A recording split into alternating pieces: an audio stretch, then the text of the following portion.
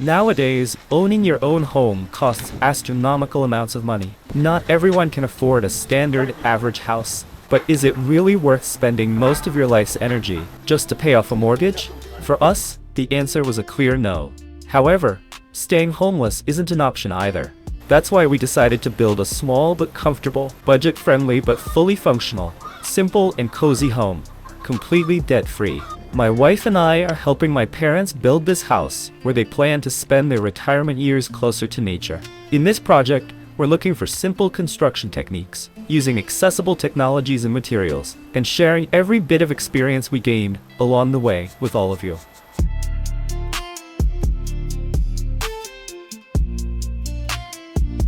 In previous episodes, we've already tested several construction hacks while building a simple strip foundation, and gave a big thumbs up to the new technology of laying AAC blocks using polyurethane adhesive foam. In this fourth episode, you'll see why we decided against a concrete ring beam, bond beam, for the second floor joists. How to build the simplest and cheapest floor system between levels. We'll continue mastering two methods of laying aerated concrete blocks, now on the second floor. And we'll calculate all the total construction costs for this house, from buying the lot to finishing the walls. If you watch this video to the end, I have a small favor. Please rate this video in the comments. Let us know what you liked and what you didn't. If you have any questions left, definitely write them down too. We're constantly trying to improve our videos, and we'll surely take your suggestions into account for the next episode. Thank you, and enjoy the show. In the last episode, we finished raising the walls of the first floor. Now, it's time to build the floor system. Since this is a budget build, a concrete slab, which is very popular in our area, was out of the question. My father decided to make the floor joists out of wood. We used 20-foot boards with a 2x8-inch cross-section. We prepared these boards back during the foundation stage, so they had some time to air dry, which makes working with them much easier. The house is quite narrow, only about 18 feet, so we decided to run the joists all the way through the walls, letting them overhang by about 8 to 12 inches. Later, we'll attach porch rafters to these overhangs to create two covered terraces. We decided to give these beam ends a beveled, angled shape, and it's much more convenient to do that before they are installed. We use the first beam as a template to mark and cut all the others. Since the footprint of our house is small, and we aren't using a heavy concrete floor, we decided to skip the concrete ring beam. The main purpose of a ring beam is to distribute the load from the floor's weight onto the walls, and to tie the entire perimeter together. We decided that the reinforcement in the previous row, 2 lines of number 3 rebar, would handle the tying function just fine. To distribute the weight load from the joists, we glued a piece of porcelain tile about 4 by 10 inches under each bearing point. These tiles don't reach the edges of the wall on purpose, so the gaps can be filled with spray foam later to prevent thermal bridges.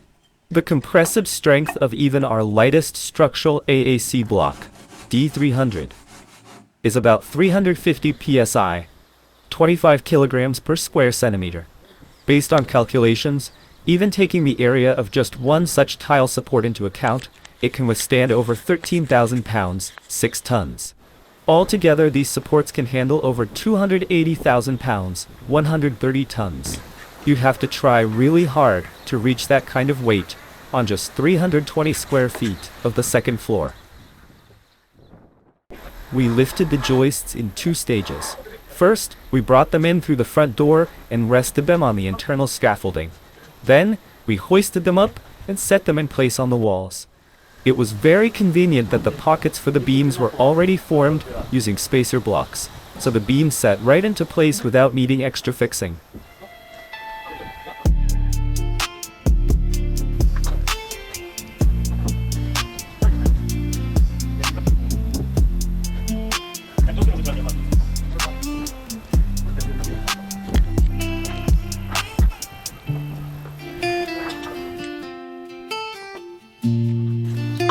After the joists were set, we hauled up more of the same lumber to make a temporary deck. We lifted these differently from the outside of the house. Even though the boards had dried a bit, they still weighed about 77 pounds each. That's more than half my body weight.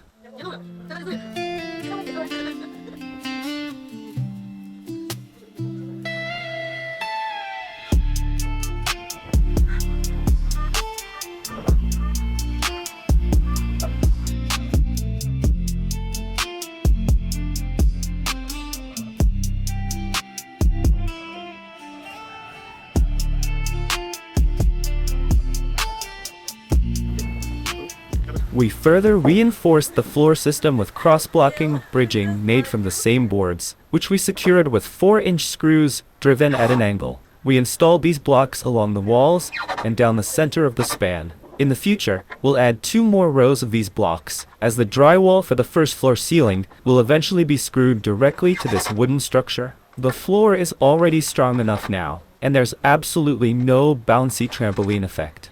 But to give it even more rigidity, the interior partition on the second floor will have diagonal bracing. It will be bolted firmly to both the floor system and the roof rafters. Altogether, this will form a rigid frame that reinforces both the floor and the roof structure. Then, we continued laying the AAC blocks. I already mentioned the benefits of using adhesive foam in the previous part. I'll just add that carrying a foam gun and a canister up to the second floor and moving around with it is significantly easier than lugging a bucket of mortar. And considering how simple it is to set blocks on foam, it sped up the whole process several times over.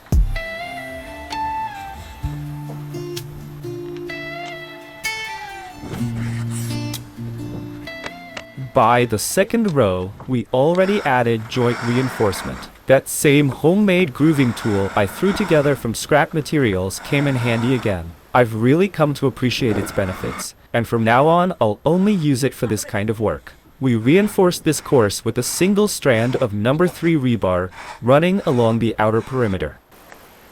To make getting to the second floor easier, we also built a temporary ladder. To keep it rock solid, we screwed it directly to a floor joist. You can get blocks to the second floor by either carrying them on your shoulder or passing them up in a chain gang, if you have enough people. After trying both, we found the chain method is much easier, more convenient, and most importantly, more productive. A fresh AAC block weighs a bit more than its rated weight due to residual moisture. About 37 pounds, 17 kilograms, but even my wife was able to help with moving the blocks.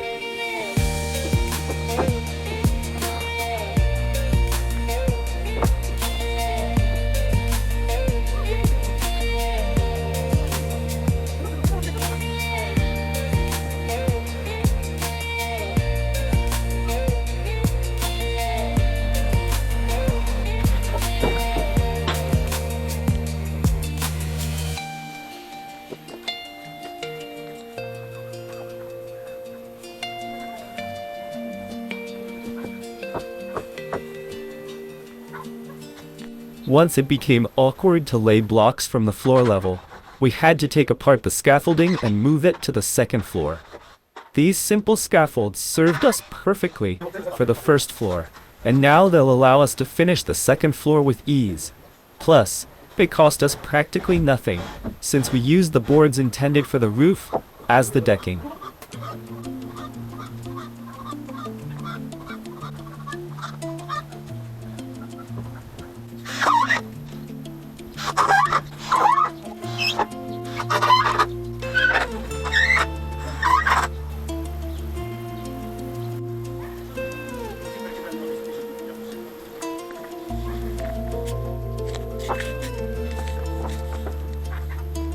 On the second to last row of blocks, which also happened to be above the windows, we performed the final joint reinforcement using 2 strands of rebar.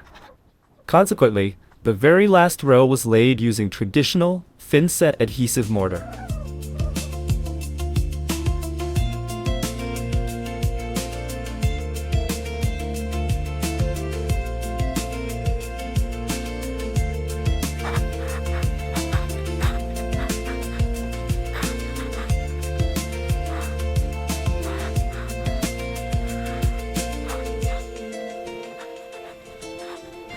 That day, the local utility crew was running a new high-voltage line for us. There were likely many other requests for connection alongside ours, and the old transformer could no longer handle so many power consumers.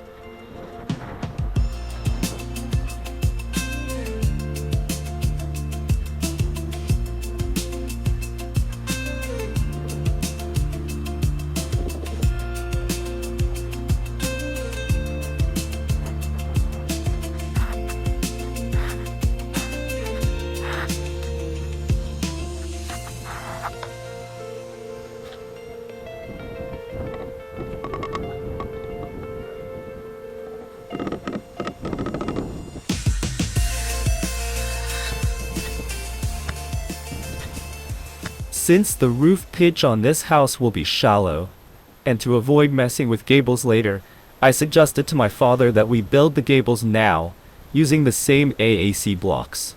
At this height, the gables won't be part of the home's thermal envelope, so I laid the blocks on their edges here. This resulted in a gable thickness of about 8 inches.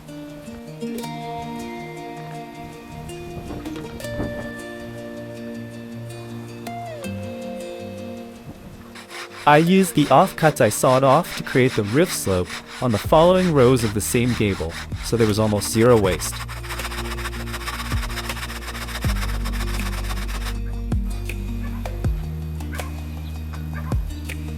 Friends, as you've already noticed, we won't have a concrete ring beam under the roof either. We decided to save money there as well. But we'll tell you all about building our budget-friendly roof in the next episode. Now, let's run through the budget.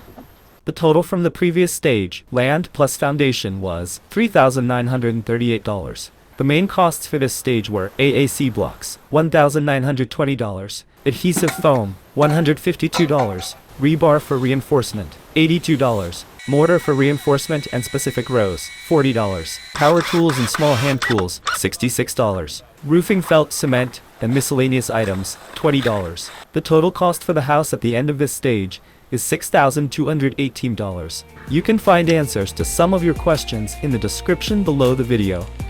Thank you for being with us. We'll see you in the next one.